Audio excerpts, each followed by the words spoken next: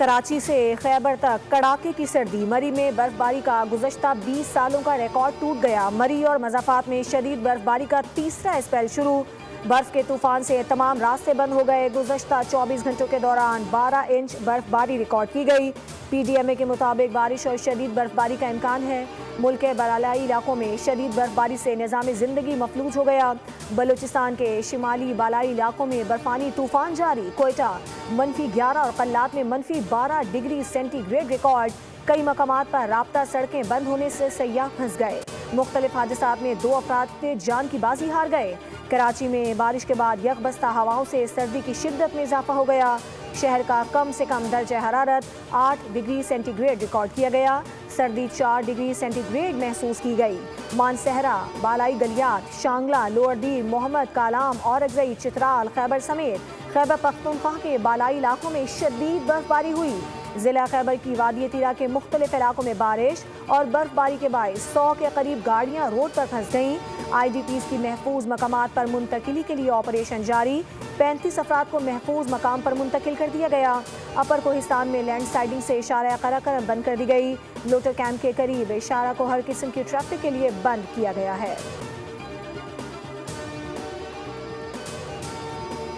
گل plaza سانحے نے پورے ملک کو غمگین کر دیا ہے۔ ایوان کو اعتماد میں لینا چاہتا ہوں، ایسے واقعات دنیا بھر میں ہوتے ہیں، روک تھام کے لیے کچھ کرنا ہوگا۔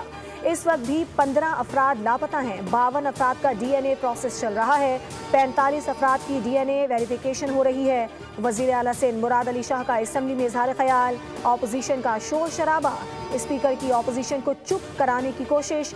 وزیر اعلیٰ سندھ نے کہا کہ مجھے کہنا پڑ رہا ہے کہ چور کی داڑھی میں تنکا، سانحے پر کسی کو سیاست نہیں کرنی چاہیے تھی، پتہ نہیں کہاں سے ایک سانحے کو 18ویں ترمیم سے جوڑ دیا گیا۔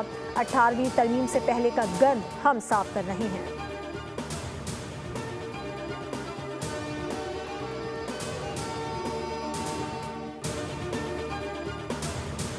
گل پلازہ میں آتش زدگی کے افسوسناک واقعے کو 7 دن گزر گئے۔ ریسکیو اینڈ سرچ آپریشن بدستور جاری۔ ملبے سے ملنے والی باقیات میں سے پوسٹ مارٹم کے دوران مزید 4 افراد کے جاں بحق ہونے کی تصدیق ہو گئی۔ سانحے میں جاں بحق افراد کی تعداد 71 ہو گئی ہے، جبکہ 77 افراد لاپتہ ہیں۔ مخدوش عمارت گرنے کے خدشے کے باعث مشندی سے ملبہ ہٹانے کا کام عارضی طور پر روک دیا گیا۔ عمارت کے گرنے والے حصوں میں لاپتہ افراد کی تلاش چیلنج بن گئی، تاہم ریسکیو اہلکاروں کی جانب سے ملبے تلے لاپتہ افراد کو ڈھونڈنے کی کوششیں جاری ہیں۔ Senior fire officer Zafar Khan کا کہنا ہے کہ گل پلازہ سانحے کے بعد ملبے سے لاشیں نہیں صرف ہڈیاں مل رہی ہیں۔ گل پلازہ کے تہہ خانے میں ایک بار پھر اچانک آگ بھڑک اٹھی، جسے بجھا دیا گیا۔ ڈپٹی کمشنر ساؤتھ جاوید نبی کھوسو نے میڈیا سے گفتگو میں کہا کہ سرچ آپریشن آخری مراحل میں ہے، آپریشن آج مکمل ہو جائے گا۔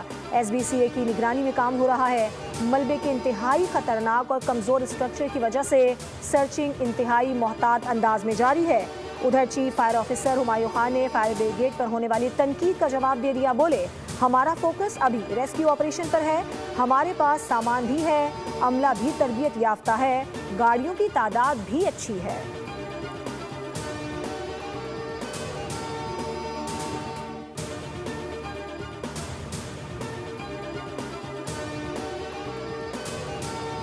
پارلیمنٹ کے مشترکہ اجلاس میں سانحہ گل پلازہ پر متفقہ قرارداد منظور کر لی گئی۔ قرارداد ایم کیو ایم پارلیمانی لیڈر ڈاکٹر فاروق ستار نے پیش کی۔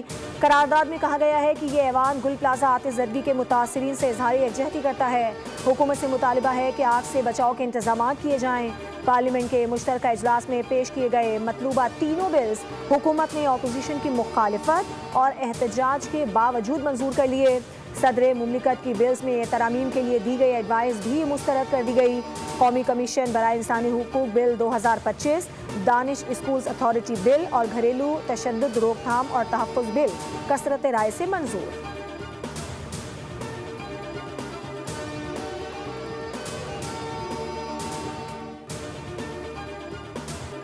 پاکستانی عوام نے فلسطین میں امن اور استحکام کے لیے غزہ بورڈ آف پیس میں پاکستان کی شمولیت کو خوشائن قرار دے دیا۔ غزہ بورڈ آف پیس میں پاکستان کی شمولیت خطے میں پائیدار امن اور خود مختار فلسطینی ریاست کے قیام کی کوششوں کو تقویت دے گی۔ شہریوں کا کہنا ہے کہ فیلڈ مارشل سید عاصم منیر نے غزہ میں امن کے قیام کے لیے اہم کردار ادا کیا ہے۔ پاکستان نے عالمی سطح پر امن و امان کے قیام اور فروغ کے لیے کیے گئے اقدامات کی ہمیشہ بھرپور حمایت کی ہے۔ غزہ بورڈ آف پیس سے فلسطین میں امن و استحکام اور ترقی آئے گی۔ غزہ میں امن کے لیے پاکستان نے ہمیشہ کلیدی کردار ادا کیا ہے۔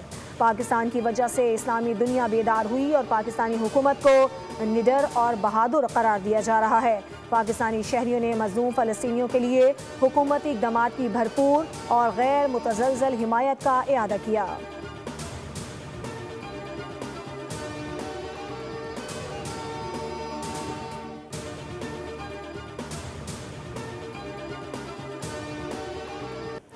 ایسا کوئی قدم نہیں اٹھائیں گے جو دین اور شریعت کے خلاف ہو۔ پاکستان کی خود مختاری پر کوئی آنچ نہیں آنے دیں گے۔ ہم اسلامی ریاستوں کے برابر آ کر کھڑے ہو گئے ہیں۔ وفاقی وزیر احسن اقبال کا پارلیمنٹ کے مشترکہ اجلاس میں اظہار خیال، کہا اسرائیل ظالم اور غاصب ہے۔ اسلامی ممالک کے ساتھ مل کر فلسطین میں کردار ادا کرنے کا موقع ملا۔ اسلامی ممالک کی کوششوں سے جنگ بندی ہوئی۔ احسن اقبال نے کہا کہ قوم اب انتشار اور فساد کی سیاست سے تنگ آ چکی ہے۔ اس وقت سیاسی نہیں بلکہ اقتصادی لانگ مارچ کی ضرورت ہے۔ عوام ملک کو ترقی کرتا اور مضبوط ہوتا دیکھنا چاہتے ہیں۔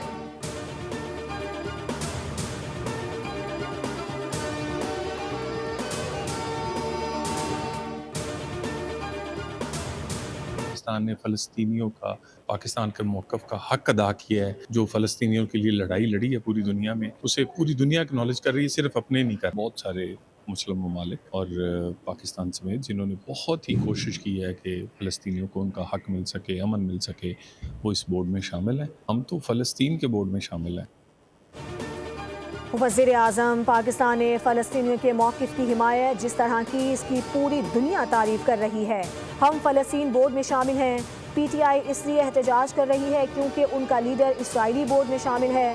وزیر مملکت برائے داخلہ طلال چودھری کی بول نیوز سے گفتگو، کہا ٹرمپ بورڈ آف پیس میں بہت سے مسلم ممالک شامل ہیں۔ ان سب کی کوشش یہی ہے کہ فلسطین میں امن قائم ہو۔ پوری دنیا پاکستان کی کاوشوں کو سراہ رہی ہے، صرف اپنے نہیں مان رہے۔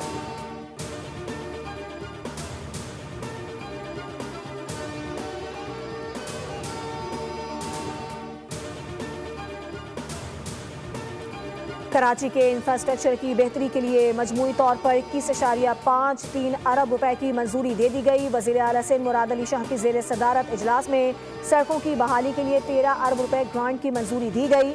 مراد علی شاہ نے کہا کہ کراچی کی سڑکوں کی بحالی سے شہری آمد و رفت میں بہتری اور معاشی سرگرمیوں کو فروغ ملے گا۔ عوامی سہولت اور شہری تحفظ سندھ حکومت کی اولین ترجیح ہے۔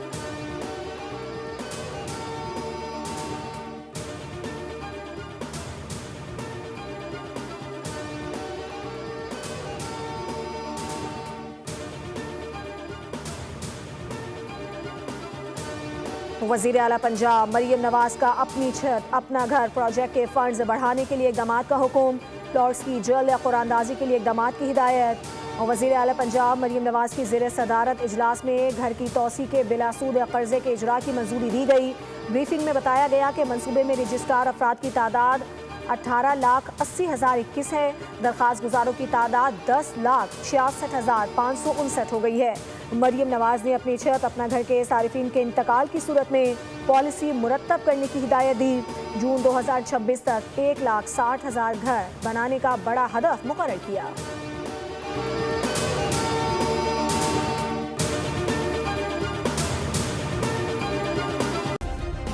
سبسکرائب کریں اور بیل دبائیں تاکہ کوئی خبر رہ نہ جائے۔